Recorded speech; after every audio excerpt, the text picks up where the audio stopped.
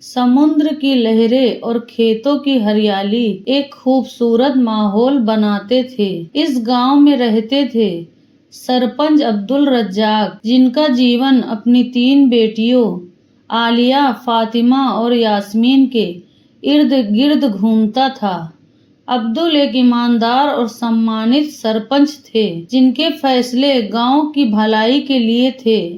उनकी पत्नी नूरजहां एक मेहनती और दयालु महिला परिवार की नींव थी। आलिया सबसे बड़ी बेटी तेज दर्रार और महत्वाकांक्षी थी। उसने अपनी पसंद से मुंबई के बिजनेसमैन अहमद खान से प्रेम विवाह किया, जो खान टेक्सटाइल्स में सीनियर मैनेजर थे। आलिया की जिंदगी चमक धमक और लग्जरी से भरी थी।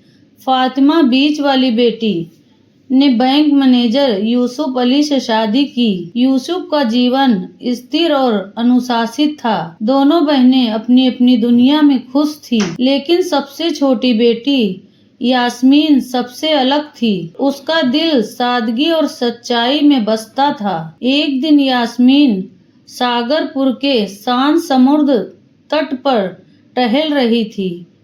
वहां उसकी मुलाकात अयान मलिक से हुई, जो दिखने में एक साधारण सा लड़का था। साधारण कपड़े, पुरानी साइकिल और चेहरे पर हल्की मुस्कान। यास्मीन को अयान का ये अंदाज पसंद आया। अयान ने बताया कि वो गांव के एक छोटे रेस्टोरेंट में वेटर है। दोनों की बातचीत छोटी छोटी चीजों से शुरू हुई। समुद्र की लहरें, गांव की कहानियां और जिंदगी के सपने। यास्मीन को अयान की सादगी और गहरी बातें अच्छी लगी। उसे नहीं पता था अयान वास्तव में मलिक इंडस्ट्री, भारत की सबसे बड़ी कंपनियों में से एक सलीम मलिक का इकलौता पोता था। अयान ने अपनी पहचान छुपाई थी, क्योंकि वो चाहता था कि कोई उसे उसके दिल के लिए प्यार करे, ना कि पैसे के लिए। 6 महीने तक यास्मीन और अयान ने एक दूसरे के साथ खूबसूरत पल बिताए। वो समुद्र किनारे सूरज डूबते देखते, गांव की गलियों में साइकिल चलाते और छोटी छोटी बातों में खुशी ढूंढते। एक शाम समुद्र तट पर बैठे हुए अयान ने यास्मीन का हाथ पकड़ा और कहा, तुम मेरे लिए बहुत खास हो यास्मीन। तुम्हारी सादगी ने मेरा दिल जीत लिया। यास्मीन ने शर्माते हुए जवाब दिया, और तुम्हारी बातों में वो सुकून है जो मैं हमेशा ढूंढती थी। उस पल दोनों ने एक दूसरे से वादा किया कि वो हमेशा साथ रहेंगे। अयान ने फैसला किया कि वो यास्मीन को अपनी सच्चाई बताएगा और शादी का प्रस्ताव रखेगा। उसने यास्मीन को सागरपुर के मशहूर रेस्टोरेंट ब्लू व्हेल में बुलाया, जहां वो अपना सबसे बड़ा राज खोलने वाला था। रेस्टोरेंट में यास्मीन और अयान एक कोने में मेज पर बैठे थे। अयान ने यास्मीन का हाथ पकड़ा और कहा, मुझे तुमसे कुछ जरूरी बात करनी है। लेकिन तभी रेस्टोरेंट में हंगामा मच गया। बम बम, किसी ने चिल्लाया। लोग डरकर भागने लगे। टेबल कुर्सियां गिरने लगी। भगदड़ में अयान और यास्मीन भीड़ में गिर पड़े। अयान के सिर पर एक भारी चीज गिरी और वो खून से लथपथ होकर बेहोश हो गया। यास्मीन घबराई, लेकिन उसने हिम्मत नहीं हारी। उसने तुरंत मदद मांगी और अयान को सागरपुर के स्टार हॉस्पिटल में भर्ती करवाया। डॉक्टरों ने बताया कि अयान के सिर पे गहरी चोट है और वो कोमा में चला गया है। यास्मीन का दिल टूट गया, लेकिन उसने हार नहीं मानी। वो हर दिन अस्पताल जाती, अयान का ख्याल रखती और उससे बातें करती जैसे वो सुन रहा हो। अयान, तुम्हें ठीक होना होगा, मैं तुम्हारे बिना अधूरी हूँ, वो आंसुओं के साथ कहती। अस्पताल का बिल हर दिन बढ़ता जा रहा था। यास्मीन के पास पैसे नहीं थे और उसके पिता अब्दुल पहले से ही गांव की जिम्मेदारियों में व्यस्त थे। यास्मीन ने फैसला किया कि वो खुद मेहनत करेगी। उसने सागरपुर में एक कंस्ट्रक्शन साइट पर मजदूरी शुरू की। सुबह से रात तक पसीना बहाना, भारी सामान उठाना और धूप में काम करना। यास्मीन ने सब सहा। हर रात वो थक कर चूर हो जाती, लेकिन अयान की मुस्कान की याद उसे हिम्मत देती। एक दिन साइट के एक ठेकेदार ने यास्मीन के साथ बदतमीजी की कोशिश की। यास्मीन ने हिम्मत दिखाई और उसे धक्का देकर भागी। तभी साइट का मैनेजर रफीक वहां पहुंचा। वो यास्मीन की मेहनत से प्रभावित था। उसने ठेकेदार को डांटा और यास्मीन को बचाया।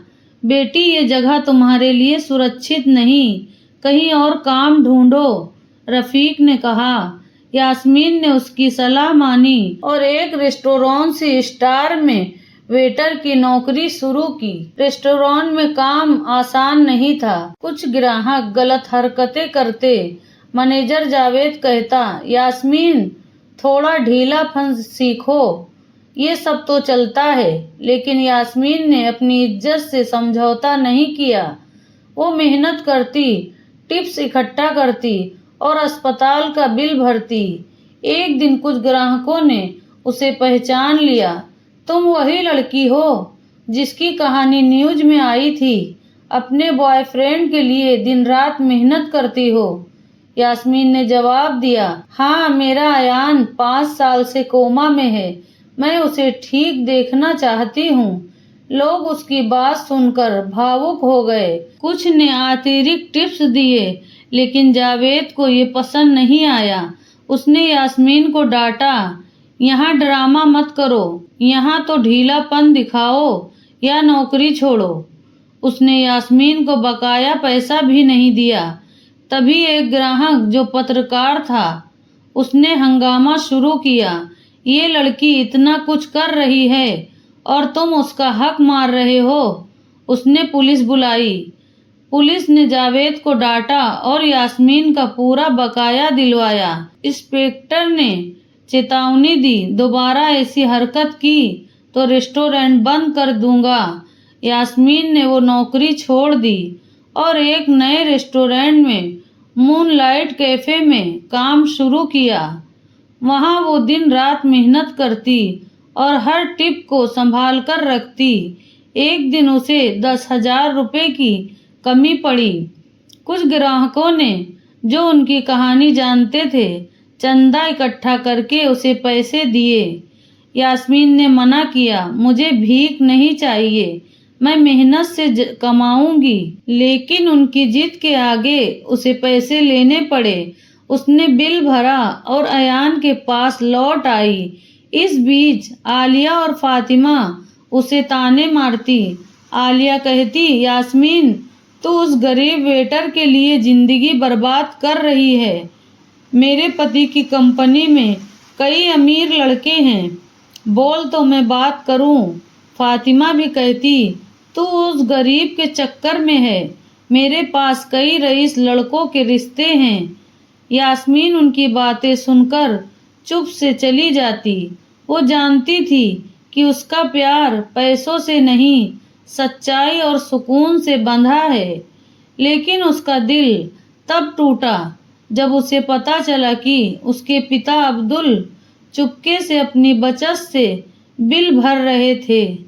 एक रात यास्मीन अपनी माँ को खाना दे रही थी जब उसने सुना कि नूरजहां अब्दुल से कह रही थी, घर में खाने को कुछ नहीं है, सिर्फ नूडल्स बचे हैं, तुम सारे पैसे अस्पताल में लगा दिए। यास्मीन की आंखों में आंसू आ गए। वो अपने पिता के पैरों में गिर पड़ी। पापा, आपने मेरे लिए इतना किया और मुझे बताया तक नहीं। अब्दुल ने उसे गले लगाया और कहा, बेटी, मैंने तेरा सपना पूरा करने की कोशिश की, लेकिन मुझे समझ नहीं आता कि तू उस लड़के में क्या देखती है। यास्मीन ने जवाब दिया, पापा मुझे पैसे नहीं, अयान की सादगी और प्यार चाहिए। अब्दुल ने उसकी बात सुनी और चुपके से मुस्कुराए, लेकिन उनके मन में सवाल था, क्या यास्मीन का फैसला सही है? एक दिन अस्पताल से फोन आया कि अयान ने थोड़ा हाथ हिलाया। यास्मीन खुशी से उछल पड़ी और अस्पताल पहुंची। डॉक्टर ने बताया वो अभी होश में नहीं है, लेकिन सुधार दिख रहा है। कोमा में पड़ा अयान अपने मन में सोच रहा था, यास्मीन तुमने मेरे लिए 5 साल तक इतना किया, मैं जल्द ठीक होऊंगा और तुम्हें सारी खुशियां दूंगा। आखिरकार वो दिन आया जब अयान को होश आया। अस्पताल के बेड पर यास्मीन उसका हाथ थामे बैठी थी। जैसे ही उसने आंख खोली, यास्मीन की आंखों में आंसू आ गए। उसने उसे गले लगाया और कहा, अब तुम्हें और कष्ट नहीं उठाने पड़ेंगे, मैं तुम्हें सारी खुशियां दूंगा। अयान ने अपने दादाजी सलीम मलिक को फोन किया। सलीम मलिक इंडस्ट्रीज के मालिक 5 साल से अपने पोते की तलाश में परेशान थे। जब अयान ने सारी सच्चाई बताई, सलीम भावुक हो गए। बेटा, ऐसी लड़की जो 5 साल तक तेरा साथ दे, उसे कभी मत छोड़ना। मैं खुद आ रहा हूँ, उससे शादी कर। यास्मीन ने अपने परिवार को बताया कि अयान उसका हाथ मांगने आ रहा है। आलिया फातिमा ने फिर ताने मारे, लगता है तू किसी अमीर से शादी कर रही है। लेकिन यास्मीन ने उनकी बातों को नजरअंदाज किया। अगले दिन सागरपुर में हलचल मच गई। 10 लग्जरी गाड़ियों का काफिला गांव में रुका। सलीम मलिक शाही अंदाज में उतरे। उनके साथ मलिक इंडस्ट्री के मैनेजर और गार्ड्स थे। अब्दुल, नूरजहां, आलिया फातिमा और गांव के लोग हैरान थे। सलीम ने यास्मीन को बुलाया और 3 बड़े गिफ्ट दिए। उन्होंने कहा, बेटी, तुमने मेरे पोते को 5 साल तक संभाला। ये गिफ्ट मलिक इंडस्ट्री की ओर से है। पहला गिफ्ट मलिक इंडस्ट्रीज के 25% शेयर यास्मीन के नाम। दूसरा गिफ्ट मुंबई के पॉश इलाके में एक बड़ा बंगला। तीसरा गिफ्ट मलिक इंडस्ट्री के बोर्ड में यास्मीन की नियुक्ति। सभी लोग तंग रह गए। आलिया और फातिमा के चेहरे लटक गए। अब्दुल और नूरजहां की आंखों में खुशी के आंसू थे। तभी एक चमचमाती कार आई। गार्ड्स ने दरवाजा खोला और अयान बाहर निकला। उसने शानदार सूट पहना था, लेकिन उसकी मुस्कान वही साधारण थी। वो यास्मीन के सामने घुटनों पर बैठा और बोला, यास्मीन, मैंने तुम्हें अपनी सच्चाई इसलिए नहीं बताई क्योंकि मैं चाहता था कि तुम मुझे मेरे दिल के लिए प्यार करो। क्या तुम मुझसे शादी करोगी? यास्मीन ने हाँ में सिर हिलाया और दोनों गले लग गए। सलीम ने अब्दुल से कहा, आपकी बेटी ने मेरे पोते को नया जीवन दिया।